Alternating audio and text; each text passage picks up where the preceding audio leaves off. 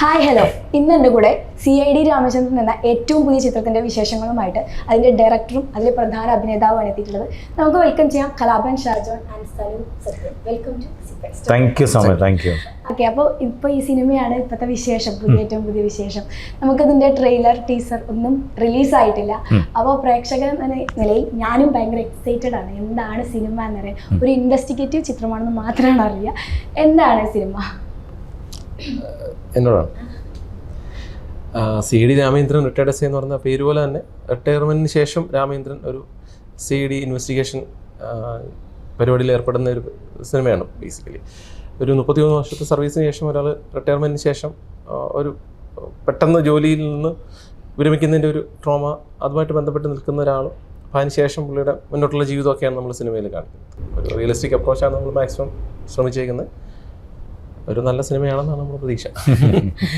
ഷാജോൺ ചേട്ടനെ നോക്കുകയാണെങ്കിൽ ഒരുപാട് പോലീസ് വേഷങ്ങൾ ചെയ്തിട്ടുള്ള ഒരാളാണ്. അത് കോമഡി ആയാലും ചെറിയ സീരിയസ് ആയാലും ഒരുപാട് വേഷം ഒരുപാട് ഒരാളാണ്. കുറേ സിനിമയിലുണ്ട്. അപ്പോൾ ആ ഒരു സംഭവം ഇതിക്ക് കാസ്റ്റ് ചെയ്യാൻ വേണ്ടിയിട്ട് ഇൻസ്പിറേഷൻ ആയിട്ടുണ്ടായിരുന്നു? ഇല്ലെന്ന് പറയാൻ പറ്റില്ല. മലയാളത്തിൽ നമുക്ക് ഒരുപാട് നല്ല പോലീസ് വേഷങ്ങൾ, നമുക്ക് കോമഡി ആയിട്ടായാലും അല്ല സീരിയസ് ആയിട്ടായാലും നല്ല പോലീസ് വേഷങ്ങളും അല്ലാത്ത വേഷങ്ങളൊക്കെ നമുക്ക് തന്നിട്ടുള്ള ആളാണ്. പക്ഷേ ഈ സ്ക്രിപ്റ്റ് നമുക്ക് കംപ്ലീറ്റ് ആയപ്പം ഷാജോൺ ചേട്ടനെ നമുക്ക് ആദ്യം നമുക്ക് മനസ്സിൽ തോന്നുന്നത് ഷാജോൺ ചേട്ടനോടാണ്. അതിപ്പോൾ അദ്ദേഹത്തോട് കഥ പറഞ്ഞു, അദ്ദേഹത്തിന് അത് ഇഷ്ടപ്പെട്ടു. പിന്നെ പെട്ടെന്ന് സിനിമയിലേക്ക് നമ്മൾ എത്തുകയാണ് ഉണ്ടായത്. ഇത്രയും കാലം ചെയ്ത ഈ ഒരു പോലീസ് വേഷത്തിന് ഈ രാമേന്ദ്രൻ എന്നുള്ള ക്യാരക്ടർ എങ്ങനെയാണ് സ്പെഷ്യലായിട്ട് നിൽക്കുന്നത്? അത് വളരെയധികം ഡിഫറെൻ്റ് ആണ് ഈ സിനിമ. ഇതിപ്പോൾ ഒരു ഇൻവെസ്റ്റിഗേഷൻ സിനിമയാണെന്നുണ്ടെങ്കിലും നമ്മൾ ഇതിനു മുൻപ് കണ്ടിട്ടുള്ള സിനിമകൾ പോലെ ഒരു പോലീസ് ഓഫീസർ എല്ലാവരും ഓടിച്ചിട്ട് പിടിക്കുന്നു അല്ലെങ്കിൽ ഇടിക്കുന്നു, അങ്ങനെ ഭയങ്കര ടെൻഷൻ ബിൽഡപ്പ്, ഒരു ഭീകര ട്വിസ്റ്റ് കാര്യങ്ങൾ അങ്ങനെയൊന്നും ഇല്ലാതെ വളരെ റിയലിസ്റ്റിക് മോഡിലാണ് നമ്മൾ ഈ സിനിമ ക്രിയേറ്റ് ചെയ്തിട്ടുള്ളത്. എന്താണ് കുറേ റിയൽ ഇൻസിഡൻസിൽ നിന്നാണ് ഇത് ഇൻസ്പയർ ആയിട്ടുള്ളത്. അങ്ങനെ തന്നെയാണ് ഈ സബ്ജക്റ്റ് സനു എഴുതിയിട്ടുള്ളത്. അപ്പം അങ്ങനെ എന്നോട് വന്ന് ഈ കഥ പറയുമ്പോൾ എനിക്കത് വളരെയധികം കണക്റ്റ് ആവാനുള്ളൊരു കാരണം, എൻ്റെ ചാച്ചൻ പോലീസിലായിരുന്നു. അപ്പം ചാച്ചൻ റിട്ടയർമെൻറ്റിന് ശേഷമുള്ള ചാച്ചൻ്റെ ലൈഫ് കാര്യങ്ങളും വളരെ അടുത്തുനിന്ന് കണ്ടിട്ടുള്ള ഒരാളാണ് ഞാൻ. മനസ്സിലായി, ആ ഒരു ട്രോമ ഞാൻ കണ്ടിട്ടുള്ളതാണ്. റിട്ടയർമെൻറ്റിന് ശേഷം എന്ത് ചെയ്യണം എന്നുള്ള കാര്യം ആ ചാച്ചൻ അറിഞ്ഞുകൂടാ, അല്ലെങ്കിൽ പെട്ടെന്ന് തന്നെ മുറുക്ക് പോലുള്ള കാര്യങ്ങളിലോട്ടൊക്കെ മാറിയിട്ട് പ്രായമായി ഇനിയിപ്പം ലൈഫിൽ ഒന്നും ചെയ്യാനില്ല എന്നുള്ളൊരു മൂഡിലോട്ടൊക്കെ മാറുന്ന ചാച്ചനെ ഞാൻ കണ്ടിട്ടുള്ളതാണ്. അതുകൊണ്ട് തന്നെയാണ് സനൂപ് വന്ന് ഈ ഒരു സ്ക്രിപ്റ്റ് ഒരു 2 ലൈൻ പറഞ്ഞപ്പോൾ തന്നെ ഞാൻ പറഞ്ഞു സനൂപ് ഇത് വർക്കാവും. കാരണം ഇതിപ്പോൾ നമ്മൾ പറയുന്നത് ഒരു പോലീസ് ഉദ്യോഗസ്ഥൻ്റെ കഥയാണെന്നുണ്ടെങ്കിലും ഇത് ഫീൽ ചെയ്തിട്ടുള്ള ഒരുപാട് ആളുകളുണ്ട്. ഇപ്പോൾ ഗവൺമെൻറ് ജോബിലുള്ള ഒരുപാട് പേര് നമുക്കറിയാതെ അവർ റിട്ടയർ ആവും. അപ്പം റിട്ടയർമെൻറ്റിന് ശേഷം ഇപ്പോൾ ഒരു ടീച്ചറാണെന്നുണ്ടെങ്കിലും ഒക്കെ അവർ റിട്ടയർമെൻറ്റിന് ശേഷം അവരെന്താണ് ചെയ്യുന്നത്? അവർ അതുവരെ പോയിക്കൊണ്ടിരുന്ന സ്ഥാപനത്തിലോട്ട് അവർക്ക് പോകാൻ പറ്റില്ല. ആദ്യത്തെ 1-2 ദിവസം നമ്മൾ ചെല്ലുമ്പം നല്ല സ്വീകരണങ്ങളൊക്കെ ആയിരിക്കും. എന്തുണ്ട് സുഖമല്ലേ വാന്നൊക്കെ പറഞ്ഞ് അത് കഴിഞ്ഞ് പിന്നെ അവർക്ക് അവരുടെ ജോലിയും കാര്യങ്ങളിലോട്ടൊക്കെ അവരങ്ങ് പോകും.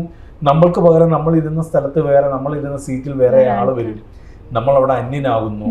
നമ്മളെ ഭയങ്കരമായിട്ട് വിഷ് ചെയ്ത് നമ്മളെ കെട്ടിപ്പിടിച്ച് നമ്മളെ സ്വാഗതം ചെയ്തുകൊണ്ടിരുന്നവരൊക്കെ 5-6 ദിവസം കഴിയുമ്പോൾ സാറേ എന്നൊക്കെ പറഞ്ഞാൽ അതാരെയും കുറ്റം പറയാൻ പറ്റില്ല. അതൊരു ജീവിതത്തിൻ്റെ ഭാഗമാണ്. അത് ഏത് മേഖലയിലാണെങ്കിലും അങ്ങനെ തന്നെയാണ്. നമ്മളൊന്ന് മാറിയോ അല്ലെങ്കിൽ നമ്മൾ അവിടെ ഇല്ലാതായോ അത് അങ്ങനെ തന്നെയാണ്. പിന്നെ ഒരു തിരിച്ചുവരവെന്ന് പറയുന്നത് വലിയ ബുദ്ധിമുട്ടാണത്, മനസ്സിലാക്കാണ്. അപ്പം അങ്ങനെയുള്ളൊരു ട്രോമ അനുഭവിക്കുന്ന ഒരാളാണ് ഈ രാമചന്ദ്രൻ എന്ന് പറയുന്നത്. അദ്ദേഹത്തിൻ്റെ റിട്ടയർമെൻറ്റിൽ നിന്നാണ് നമ്മൾ സിനിമ തന്നെ തുടങ്ങുന്നത്.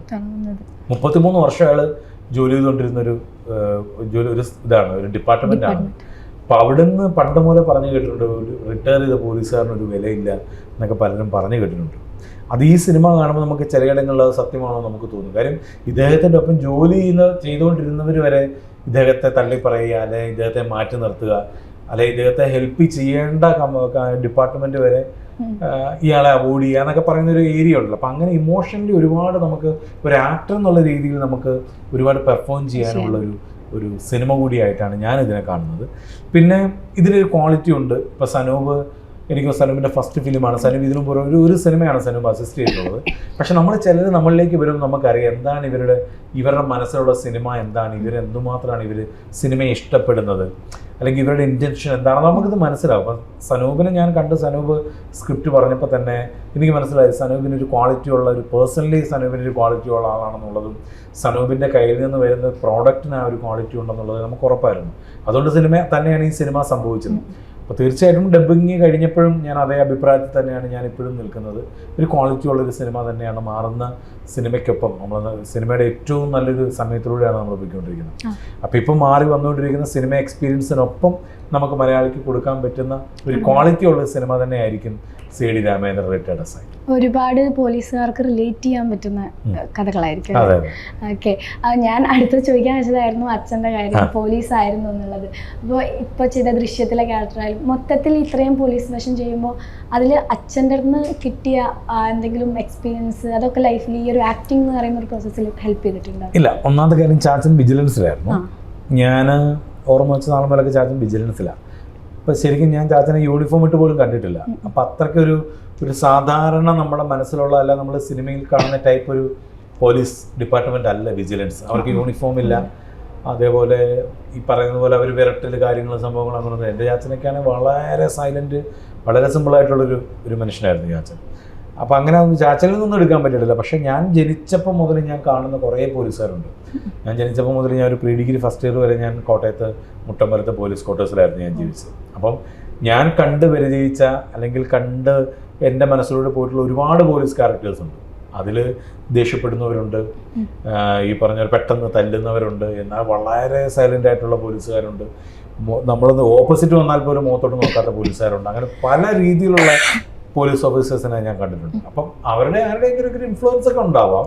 പിന്നെ അപ്പോഴും സത്യം പറഞ്ഞ ഒരു ക്യാരക്ടർ ചെയ്യുമ്പോൾ അങ്ങനെ ചിന്തിച്ചങ്ങനെ ചെയ്യാറില്ല. നമ്മുടെ റൈറ്റർ അല്ലെങ്കിൽ ഡയറക്ടർ നമുക്ക് പറഞ്ഞു തരുന്നത് എന്താണോ ആ ഒരു സ്കെൽട്ടൺ വെച്ചിട്ട് നമ്മളൊരു ക്യാരക്ടറിനെ മോൾഡ് ചെയ്യാനാണ് ഞാൻ ഇപ്പോഴും ശ്രമിക്കാറുള്ളത്. അങ്ങനെ തന്നെയാണ് രാമേന്ദ്രനെ ചെയ്തിട്ടുള്ളത്. ഓക്കെ, ഇത് മിമിക്രിന്ന് ഇപ്പോൾ ബ്രദർ ആയാലും ഷാജോൺ ചേട്ടനായാലും മിമിക്രിയിലായിരുന്നു. അപ്പോൾ പാരൻസ് നോക്കുകയാണെങ്കിൽ അച്ഛനായാലും അമ്മയായാലും ഇങ്ങനെ നേഴ്സായിട്ട് SI ആയിട്ടും വർക്ക് ചെയ്യുന്ന ആൾക്കാരാണ്. അപ്പോൾ ഈ ഒരു മിമിക്രിയിലേക്ക് ഫസ്റ്റ് ടൈമൊക്കെ പണ്ട് വരുമ്പോൾ അതിന് ആ ഒരു ടൈമിലൊന്നും ഒരു ജോലിയായിട്ട് കൂട്ടില്ലായിരുന്നു. ഇപ്പോഴും അത് മാറി വരുന്നുള്ളൂ, ഇപ്പോൾ സിനിമയായാലും മിമിക്രി ആയാലും ഒക്കെ. അപ്പോൾ അന്നത്തെ കാലത്ത് വീട്ടിൽ നിന്ന് എങ്ങനെയായിരുന്നു അതിൻ്റെ ഒരു എതിർപ്പ് ഉണ്ടായിരുന്നില്ലേ ഇങ്ങനെ വരുമ്പോൾ? ഇല്ല, എനിക്കത് എന്തായിരുന്നു ചാച്ചനും അമ്മച്ചി എതിർക്കാതിരുന്ന. ചാച്ചൻ പോലീസുകാരനായിരുന്നു, SI അല്ല, കോൺസ്റ്റബിളായിരുന്നു. അപ്പോൾ അമ്മച്ചി ഹെഡ് നേഴ്സ് ആയിരുന്നു, മെഡിക്കൽ കോളേജിലായിരുന്നു.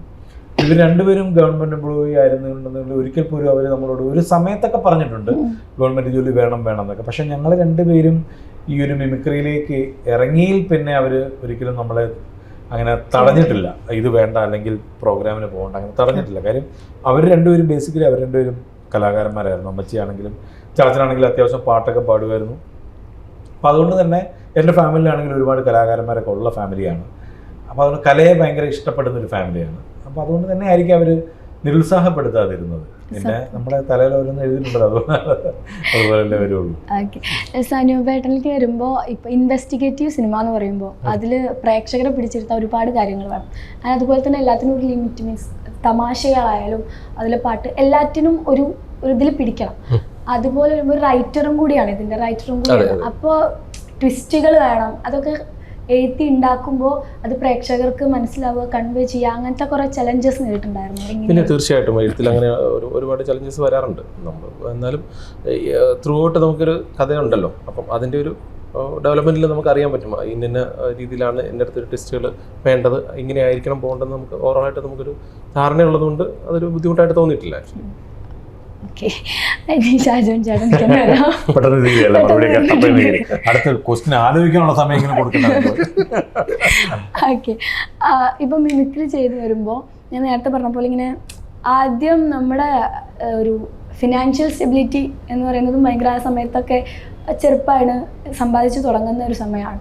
അപ്പോൾ അന്ന് നമ്മൾ പൈസയ്ക്കും കൂടെ വേണ്ടിയിട്ടാണ് മിമിക്രി ആയാലും സിനിമയായാലും ചെയ്യുന്നത്.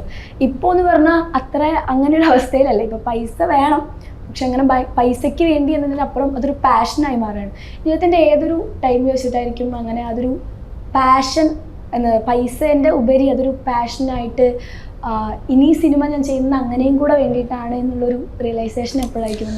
ഇവിടെ എനിക്ക് തോന്നിയിട്ടുള്ളത്, ഞാൻ അങ്ങനെ ഇതുവരെ അങ്ങനെ ചെയ്തിട്ടില്ല. നമ്മൾ പൈസയ്ക്ക് വേണ്ടി, തീർച്ചയായിട്ടും ഇത് തൊഴിൽ കൂടിയാണ് സിനിമ. അതുകൊണ്ട് തന്നെ നമ്മൾ ഇഷ്ടപ്പെട്ടില്ലെങ്കിലും ചില സിനിമകൾ ചെയ്യേണ്ടതായിട്ട് നമ്മൾ വന്നിട്ടുണ്ട്. കാര്യം നമുക്കിപ്പോൾ ഒരു 1-2 മാസം അടുപ്പിച്ച് നമുക്ക് സിനിമ വരാതിരിക്കുമ്പോൾ പിന്നീട് വരുന്നൊരു സിനിമ ഒരു ക്വാളിറ്റി ഇല്ലാത്ത സിനിമയാണെന്നുണ്ടെങ്കിലും നമ്മളത് കമ്മിറ്റ് ചെയ്തേ പറ്റുള്ളൂ. ഇത് എത്ര ദിവസം ഓടും, അല്ലെങ്കിൽ ഇത് കണ്ടിട്ട് ജനങ്ങൾ എന്തൊക്കെയായിരിക്കും നമ്മളെ ചീത്ത പറയുന്നത്, അങ്ങനെയൊന്നും നമുക്ക് ചിന്തിക്കാൻ പറ്റില്ല. കാര്യം നമ്മുടെ ജീവിതമാർഗം കൂടിയാണ്. നമ്മൾ അങ്ങനെ സിനിമകൾ നമ്മൾ ചെയ്യുന്നുണ്ട്.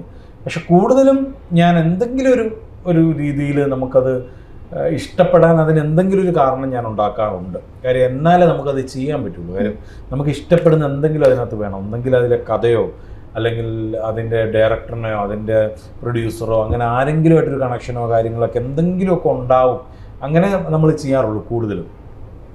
പിന്നെ ഈ പറയുന്നത് പോലെ നമ്മൾ ഇഷ്ടപ്പെട്ടൊരു കാര്യം ചെയ്യുമ്പം നമ്മൾ പൈസയ്ക്ക് വേണ്ടി ചെയ്യേണ്ട വരില്ല എന്ന് എനിക്ക് തോന്നുന്നു. അത് നമ്മളിലോട്ട് വന്നോളും. പൈസ പിന്നീടുള്ള കാര്യമാണ്. പൈസ എല്ലാത്തിനും പൈസ ആവശ്യമാണ്. താൻ പറഞ്ഞതുപോലെ പൈസ ഇല്ലാതെ നമുക്ക് ജീവിക്കാൻ പറ്റില്ല.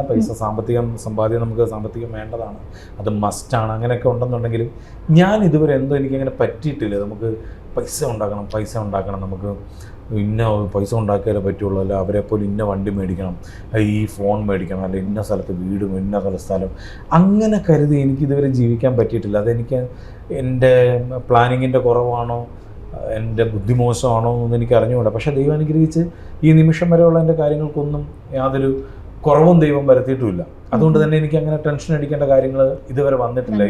നമുക്ക് എന്തെങ്കിലും ഒരു ഭയങ്കര ബുദ്ധിമുട്ടോ അങ്ങനെ ഒരു തകർച്ചയോ വരുമ്പോഴായിരിക്കുമല്ലോ നമ്മൾ പൈസയ്ക്ക് വേണ്ടിയിട്ടൊരു ആർത്തിയോ അല്ലെങ്കിൽ എങ്ങനെയെങ്കിലും പൈസ ഉണ്ടാക്കണം എന്നൊക്കെ വരുന്നത്. പക്ഷേ ഞാൻ ഒരു മിനിമൽ രീതിയിൽ പോകുന്ന ഒരാളാണ്. എൻ്റെ ലൈഫ് സ്റ്റൈലൊക്കെ ആണെന്നുണ്ടെങ്കിലും അങ്ങനെ എനിക്ക് ഒരുപാട്, എൻ്റെ ഫാമിലി അങ്ങനെയാണ്. എൻ്റെ വൈഫാണെന്നുണ്ടെങ്കിലും കുട്ടികളാണെന്നുണ്ടെങ്കിലും അങ്ങനെ ഒരുപാട് പൈസ ഉണ്ടെങ്കിലേ ജീവിക്കാൻ പറ്റുള്ളൂ. അല്ലെങ്കിൽ ആഴ്ച പോയി ഡ്രസ്സ് എടുക്കുന്നു, സ്വർണം മേടിക്കുന്നു, ഫുഡ് ഭയങ്കര പൈസ ചിലവാക്കി, അങ്ങനെ ഒരു ലൈഫ് സ്റ്റൈലല്ല. നമ്മളൊരു സാധാരണ ലൈഫ് സ്റ്റൈലിൽ പോകുന്നുണ്ട്.